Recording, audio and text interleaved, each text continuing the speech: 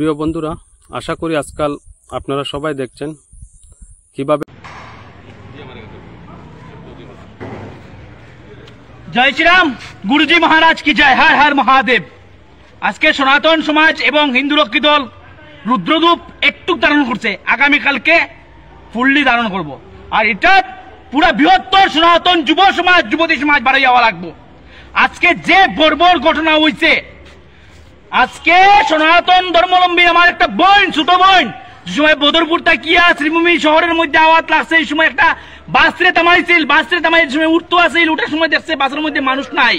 যে সময় দেখছে মানুষ নাই, সময় তাই বাস থেকে আমার চেষ্টা করছিল, লগালগ তাই হাত ধরিয়া সাইডটা মুসলমান ধর্মাবলম্বীর মানুষের তকি লাগাই আসছিল, তাইরে টানমারি গাড়ির মধ্যে তুলিয়া গাড়ির সিটকারি লাগাইয়া তাইরে দর্শন করার চেষ্টা করছে। যাই হোক, তাই একটু সতর্ক থাকায় তাই লাইভ লোকেশন তার ভাই বন্ধু কাকুর কাছে পাঠাইছে। লগালগ এটা দেখার পরে যে সময় বুঝতে পারছে এরা, তারা দৌড়াত পড়ে যাব। এই সময় ছোটগুলা শনি মন্দিরের আগে তাইরে গাড়ির থেকে পালাইয়া গাড়ি রিটার্ন করিয়া লিয়া গেছে গিয়া।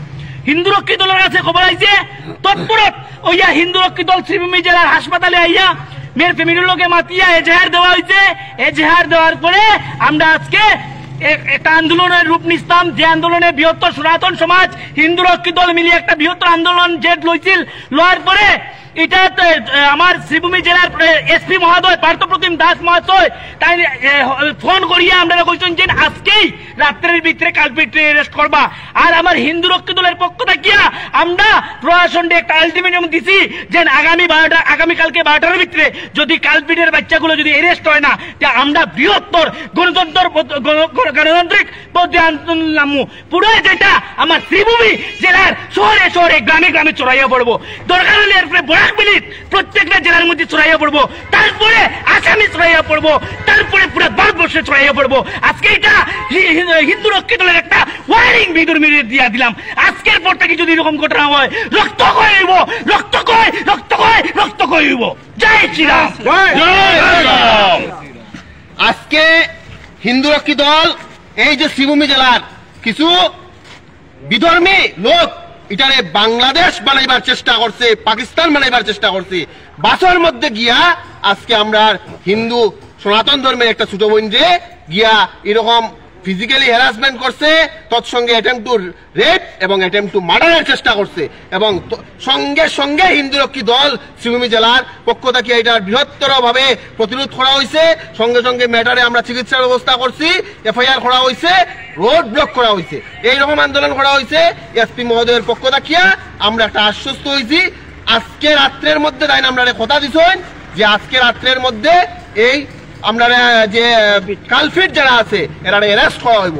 এবং আমরা এটা এবং আমরা যতজন আমরা এই শ্রীভূমি জেলা বরাক উপত্যকার যত মানুষ আছে সব হইয়ার এটারে বাংলাদেশ বানাইতে দেওয়া হইতো নাই, পাকিস্তান বানাইতে দেওয়া হইতো নাই। এখানে হিন্দুস্তান, হিন্দু ধর্মের লোক বাস করে, হিন্দু ধর্মের লোক বাস করবো। কত বড় সাহস তার হয় কিলা মূল্যায়ন তোর, তারা টকি লাগাইয়া আয় আমরা হিন্দু বোনরে রেপ করার লাগিয়া হিন্দু ধর্মের একটা বাসের মধ্যে কত বড় সাহস হয়েছে। আমি সকল সনাতন ধর্ম বললাম যারা আছেন, মা বোন যারা আছেন, যত ধরনের আমরা ইয়ং জেনারেশন যারা আছে সবরে কইয়া মাঠল আমিয়াও সময় নাই।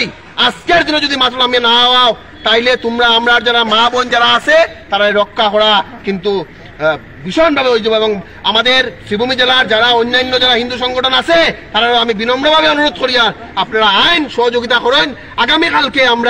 আগামীকালকে আজকে কিংবা আজকে হলো মঙ্গলবার, আগামীকালকে বুধবার দুপুর 12টার ভিতরে যদি অ্যারেস্ট না হয়, আগামীকালকে করিমগঞ্জ শহর আগুন জ্বলবো, আগামীকালকে পুরা করিমগঞ্জ শহর স্তব্ধ হয়ে যাইব।